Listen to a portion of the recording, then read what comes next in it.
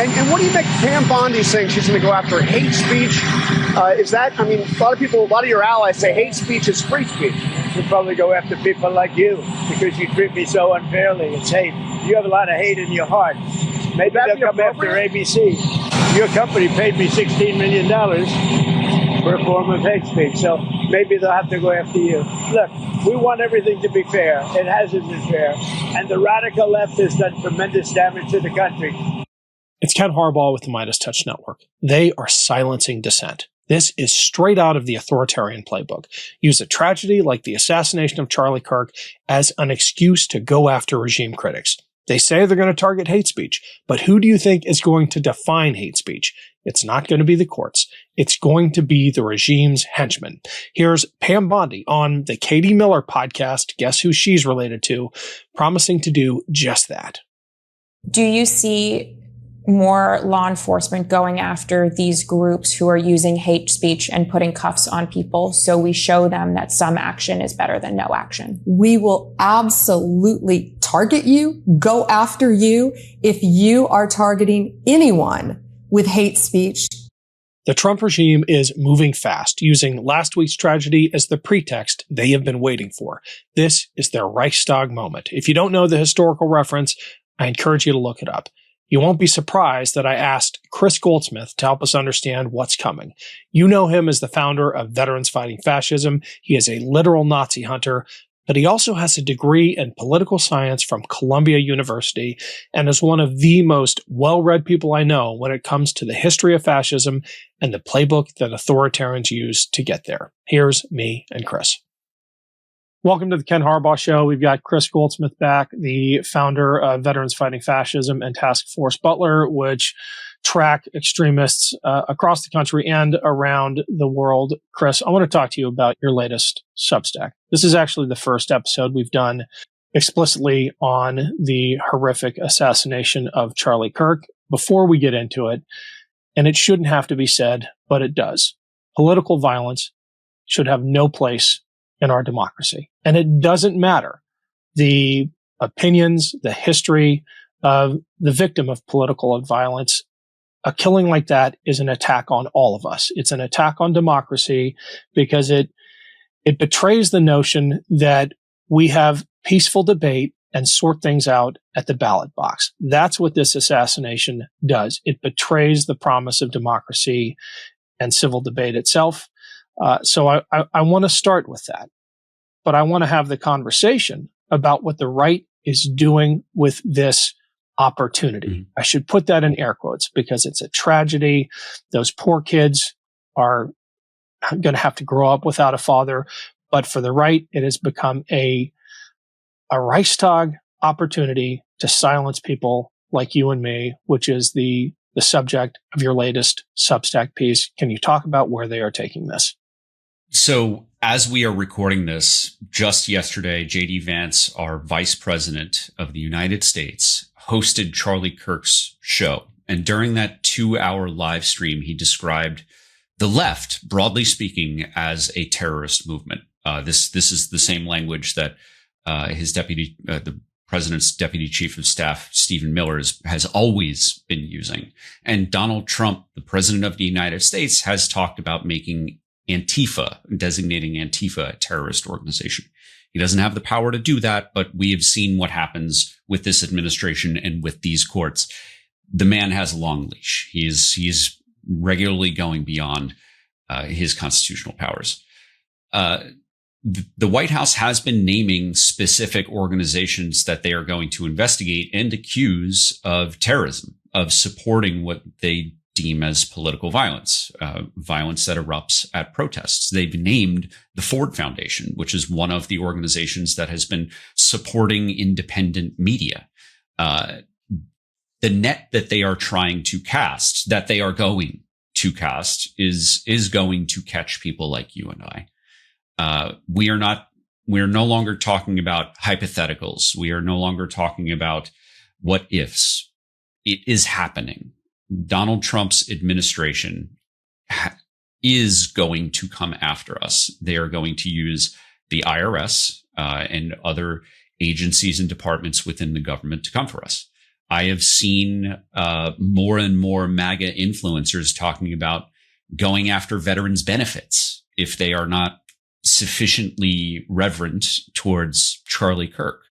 But now we have a combination of the MAGA mob and the power of the federal government cooperating together to punish Americans for not sufficiently mourning the loss of an unelected political partisan who was also a racist, a transphobe, a misogynist, and a bigot in countless other ways, who did incredible damage to private individuals' lives because he didn't like the way that they thought.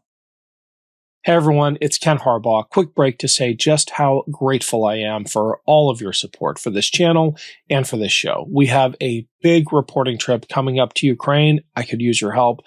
We have to cover the film crew, interpreters, fixers, security. It's a whole thing, but it is worth it to be able to share with you and others what is actually happening on the ground there. I just published a feature story in The Atlantic about my last trip where I embedded with the drone unit at the front.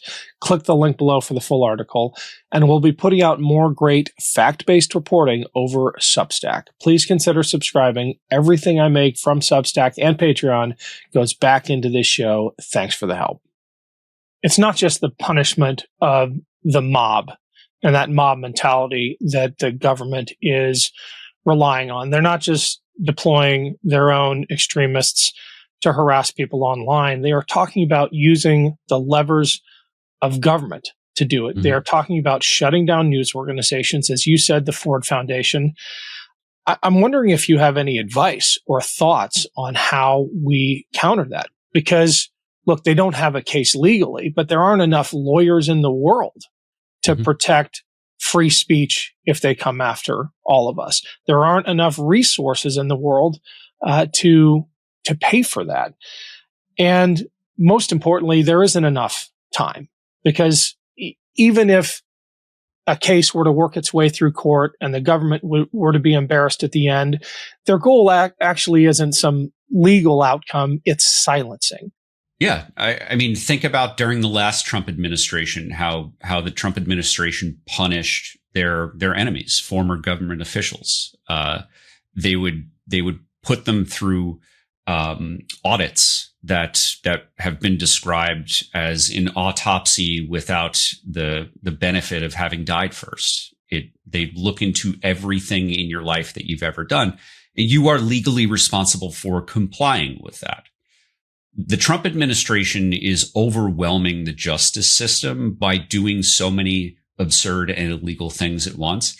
And the way that our Constitution was written, the way that the law works, is we have to work all these cases through the law, through the courts at once. There are only so many lawyers. There are only so many courtrooms, only so many judges.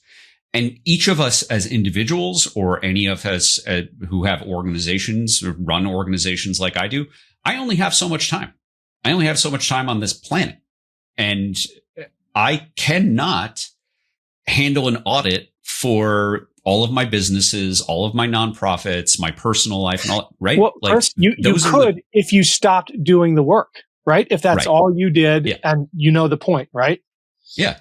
So here's what I am encouraging, and this is the big project of Veterans Fighting Fascism. And that is to get people organized at the local level. And I mean hyper-local, community level, like in-person meetings with friends, with family, with colleagues.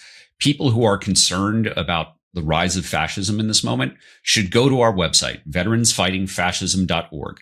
The entire website is dedicated to teaching people how to start anti-fascist book clubs.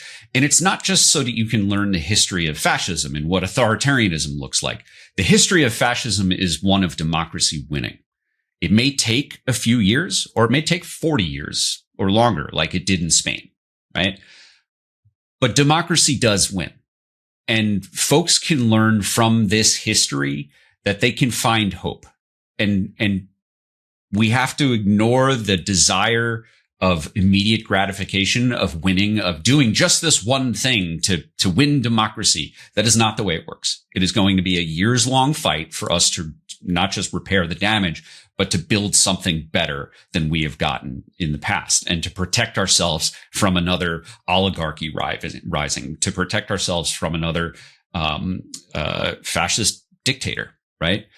The way that we start this is we build communities at the local level.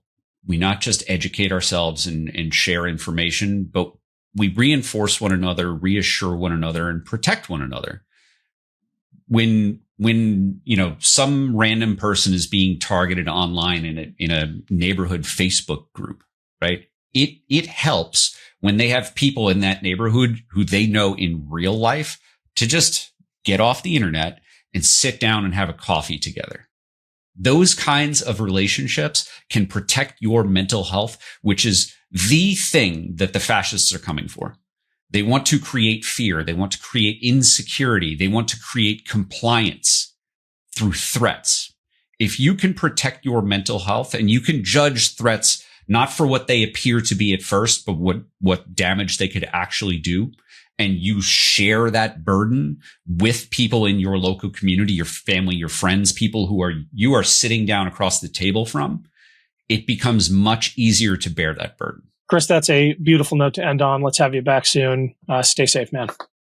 Thanks a lot, brother. Love this video? Support independent media and unlock exclusive content, ad-free videos, and custom emojis by becoming a paid member of our YouTube channel today. You can also gift memberships to others. Let's keep growing together.